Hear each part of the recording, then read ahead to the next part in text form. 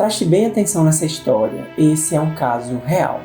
Sofia tem 21 anos de idade. Ela ainda não sabe, mas tem características suficientes para um diagnóstico de autismo. E atualmente está muito chateada com a sua vida. Frustrações repetidas na vida de relacionamentos, incluindo amizades e interações românticas, têm gerado um forte sentimento de incapacidade em Sofia. Mas recentemente ela descobriu uma nova estratégia que talvez resolva essa situação e mude sua vida para sempre. Mas para melhor ou para pior? É isso que você vai entender neste vídeo, me acompanhando até o final dessa história.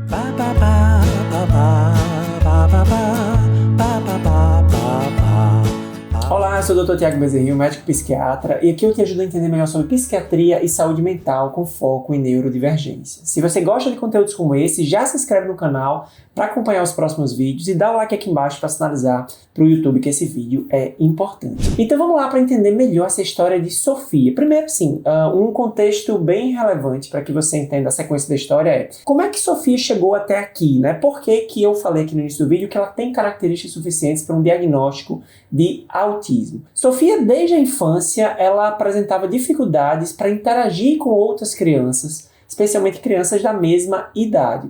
Ela tinha dificuldade de compreender os aspectos da linguagem, da comunicação, os elementos não verbais, de fazer uma leitura de linguagem corporal, de entender os subentendidos, as informações implícitas da comunicação, isso considerando cada uma das faixas etárias pelas quais ela passou. Em termos até de relacionamentos, ela tinha também dificuldades, sempre com muito poucas amigas. Ao longo do ensino fundamental, foram cerca de 3 amigos, um grupo bem restrito que ela teve, mas já no ensino médio ela mudou de escola e não conseguiu praticamente fazer nenhuma amizade significativa. Então, os aspectos de vida social de Sofia sempre chamaram muita atenção, até mesmo da família, mas que a princípio julgavam apenas como uma menina tímida, mais reservada, mais introvertida.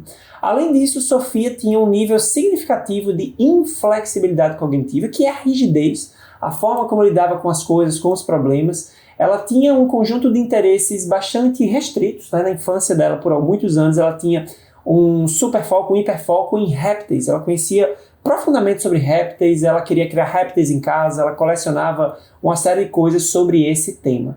E Sofia também tinha alterações que chamamos, né, de forma simplificada, de sensoriais, né, uma série de sensibilidades aumentadas ou diminuídas a estímulos sensoriais que causavam prejuízo significativo na vida dele. Então, dando essa visão geral para te explicar por que Sofia ela preenchia critério diagnóstico para o transtorno do espectro do autismo, né? Por esse conjunto de características que causavam sofrimento e prejuízo significativo ao longo da vida. E aí Sofia chegou aos seus 21 anos fazendo faculdade de odontologia, era algo que ela meio que já planejava fazer, já tinha esse desejo. E na faculdade as dificuldades sociais continuaram. Ela tinha dificuldade de fazer amizades em maior profundidade, exceto uma das amigas aí que estudou com ela no ensino fundamental, não esteve no ensino médio, mas que entrou na mesma turma de faculdade. Então tem uma única amiga que era meio que ali um elo de ligação até, por exemplo, para negociar, fazer grupos em trabalhos coletivos, né, na faculdade. Essa amiga, ela meio que costurava, né, esses processos aí de interação social para a Sofia. Na vida de relacionamento romântico, Sofia, aos 21 anos, nunca tinha namorado alguém, né, de forma mais sustentável. Na verdade, nunca tinha nem ficado com alguém, nunca tinha beijado ninguém. Ela se declarava ou se reconhecia como bissexual e, frequentemente, de forma mais recente, ela vinha se comparando com as colegas, né, as pessoas da idade dela, do gênero feminino, tipo assim, nossa, todo mundo já teve alguma experiência romântica, né? Alguns até experiência sexual, e eu nunca tive absolutamente nada. E de alguma forma ela se incomodava com isso. Então essa questão da vida de relacionamento romântico passou a ocupar um espaço maior na pauta mental de Sofia aí, nessa fase, porque realmente ela estava incomodada de não ter vivido nenhuma experiência nesse sentido. E o que ela conseguia entender é que para que alguma coisa desse certo nesse sentido, ela precisava ser mais descolada. Ela precisava se expor socialmente de alguma forma. Sofia não sabia que ela tinha autismo, mas ela percebia que ela tinha muitas dificuldades, que ela era de alguma forma, inadequada para alguns tipos de habilidade. Isso incluía a habilidade social. Ao longo da vida, isso já desde a infância, Sofia foi aprendendo algumas estratégias para compensar suas dificuldades. Aqui nós chegamos no famoso conceito de masking dentro do autismo, que é mais comum, inclusive, no autismo feminino, no autismo entre as meninas. Já ali por volta do final da infância, no ambiente escolar, por exemplo, que era um ambiente de maior socialização, Sofia foi aprendendo algumas formas de se comportar diante de grupos sociais para que tentasse ser mais parecida com as pessoas típicas, né? E, por consequência, mais aceita. E na faculdade ela passou a traçar uma estratégia dentro dessas técnicas de masking que ela foi aprendendo ao longo do tempo. Ela traçou uma estratégia para passar a sair mais, né, com essas colegas de faculdade para lugares sociais, eventos, bares, né, baladas. E utilizando essas estratégias de masking, ela poderia, né, na visão dela, desenrolar aí, algum tipo de relacionamento. Mas um dia, esta amiga, né, amiga daí desde a infância do ensino fundamental, deu uma ideia para ela. Sofia, você é muito tímida, né? Você é muito fechada. Tem uma coisa que pode te ajudar muito. Se você beber um pouco, né? Um pouco de álcool, ele é muito útil para que você consiga desenrolar um pouco nesses ambientes. A princípio, Sofia, ela nunca tinha ingerido álcool, ela não gostava da ideia, né, de uma substância química agindo no cérebro dela, né, e alterando seu comportamento, mas ela acabou tentando, né, dentro da prioridade que ela tinha aí de conseguir andar mais com a vida social, ela acabou tentando, tomou ali um drink numa certa noite e achou muito interessante a experiência, né? A experiência que ela teve foi muito positiva, porque ela percebeu que ela tolerava melhor estímulos sensoriais, também era uma barreira, né, dentro desses ambientes sociais, né, determinados estímulos visuais, auditivos, né, são muitas vezes muito desconfortáveis para pessoas com autismo. E ela percebeu que ela passou a tolerar melhor esses estímulos e ficou menos inibida, né, passou a ser um pouco mais desinibida e conseguir ali estabelecer, por exemplo, uma comunicação, né, com menos tensão com as pessoas. No evento seguinte, ela estava mais disposta a beber um pouco mais, e isso aconteceu, e foi quando ela ficou com uma pessoa nessa festa, né? Foi a primeira experiência de ficar com uma pessoa, foi com um rapaz que ela conheceu lá, e ela ficou.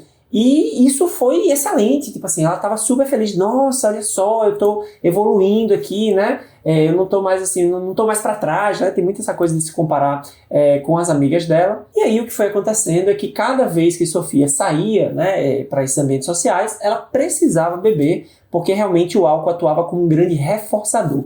Reforçador é o nome que se dá ao estímulo que aumenta as chances de um comportamento continuar acontecendo, né? Como o próprio nome já sugere, né? Eu estou reforçando aquele comportamento. Então, assim, o efeito do álcool, ele acabava... ele tinha um efeito de autorreforçamento, na verdade, tipo assim, o álcool ele gerava efeitos muito positivos inicialmente ali para a Sofia, que era o quê? Gerava mais sentimento de pertencimento. Assim, o próprio ato de beber, como todo mundo daquele grupo de alguma forma bebia, ela se sentia pertencente àquele grupo. Mas ela também se sentia mais competente socialmente, porque ela diminuiu um pouco ali a inibição dela, e ela conseguiu ficar, né, com pessoas que eram a meta dela, né? Então, assim, o álcool reforçava muito esse tipo de comportamento, né? Então ela passou realmente de forma até espontânea e automática a buscar ali alguma quantidade de álcool todas as vezes que ela saía. Só que, sem perceber, esse álcool começou a ser um problema, porque ela passou a usar com uma frequência mais alta e a quantidade que ela utilizava foi se elevando ao longo do tempo. E aí começaram a vir algumas consequências negativas. Por exemplo, efeitos, né, o pós, a ressaca, né, após o dia que ela saía e bebia. Às vezes ela ficava com dor de cabeça, tinha enxaqueca, né, chegou a faltar aula de faculdade. E também ela passou a se expor a riscos, algo que as pessoas que a conheciam há mais tempo até achavam muito esquisito. Tipo assim, por exemplo, beber e dirigir, né, um elemento de impulsividade ali começou a aparecer. Aí o que é interessante a gente analisar em casos como esse são relativamente comuns, mais do que a gente possa imaginar, que é o que Sofia estava fazendo, como é que Sofia foi, como é que essa trajetória foi se construindo. O detalhe é que ela, sem perceber, ela estava se automedicando. Como assim se automedicando? O álcool, ele é uma substância psicoativa, ou seja, tem um efeito, né, dentro do nosso cérebro que gera consequências emocionais, comportamentais.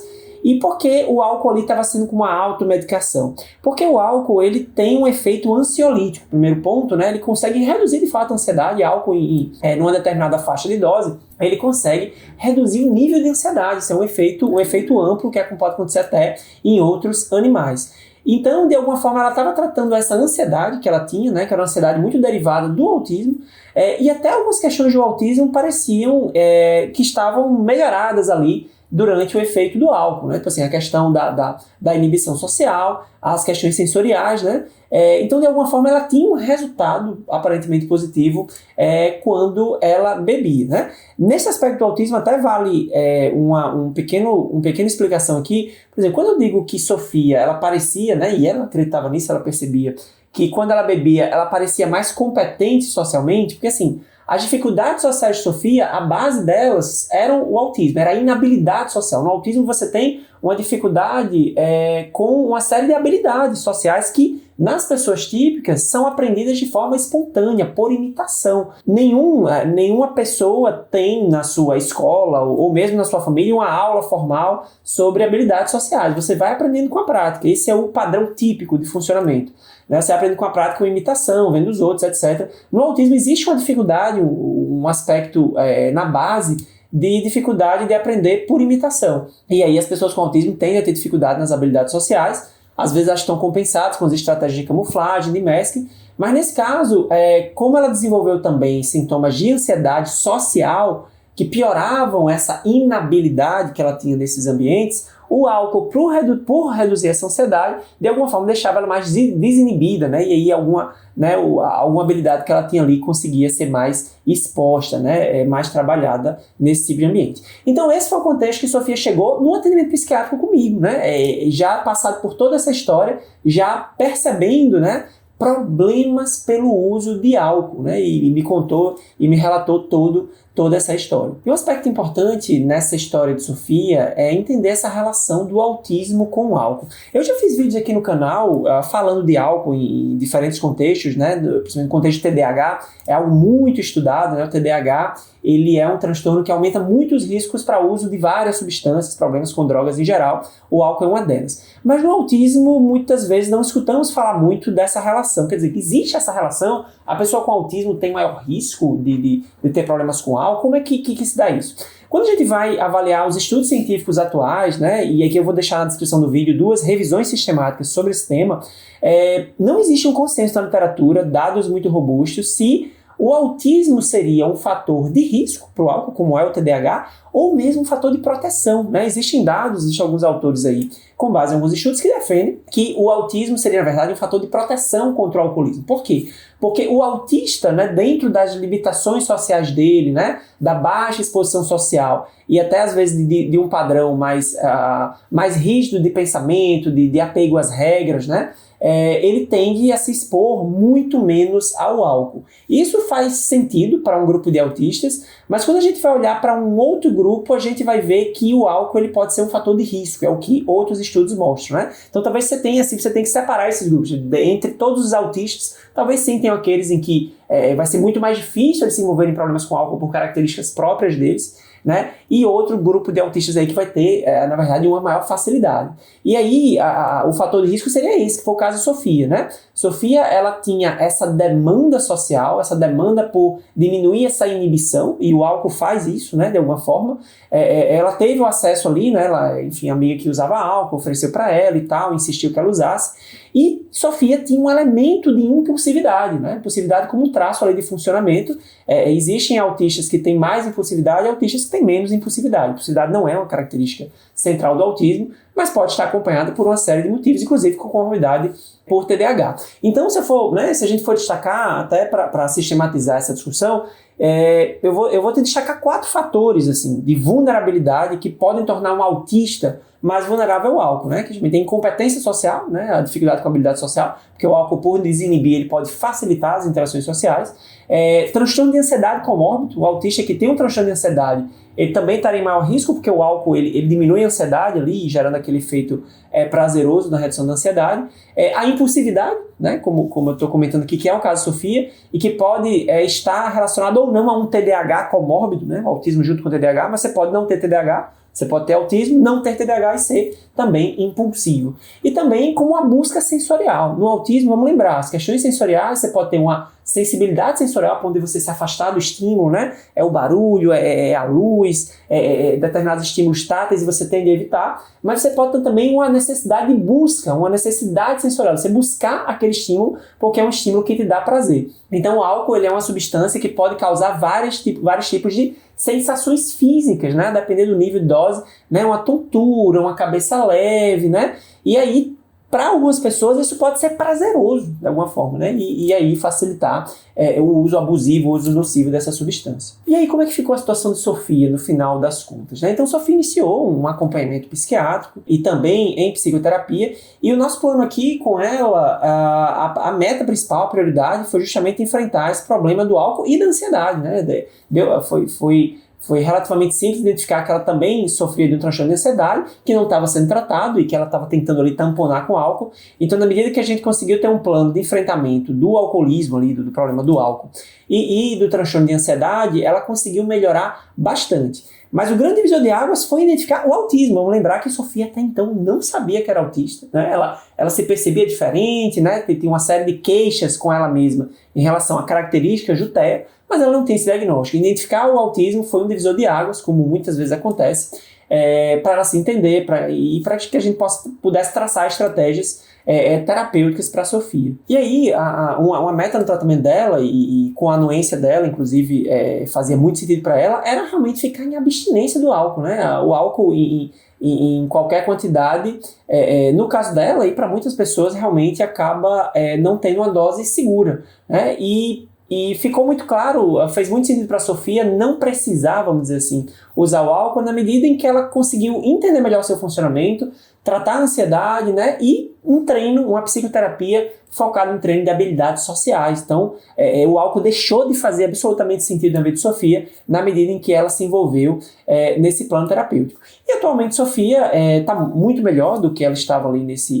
ao longo da história aqui que eu relatei. As dificuldades de autismo ainda causam uma série de problemas, mas ela está com a vida muito mais equilibrada.